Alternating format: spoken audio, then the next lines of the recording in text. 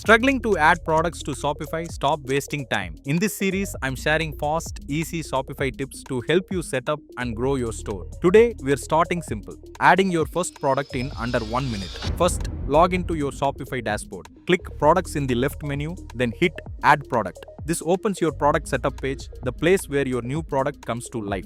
Next, fill in your product details. Start with the title and description. Keep them short, clear, and catchy. Then upload your photos, make sure they are bright, high quality, and show your product at its best. Set your price, and if it's on sale, add a compare at price. Finally, add your inventory details. Include your SKU, track your stock, and add variants like colors or sizes if needed. Now, on the top right, select product type, vendor, and collections. So everything's organized. When it looks perfect, click Save, and boom, your product is live and ready to sell. If you want personalized help getting your Shopify store set up or optimized, book a free call. The link is in the description. Pick a time, tell me what you want to discuss, and we'll connect. Or if WhatsApp is easier, just click the link and send your question. See you in the next video with more Shopify tips.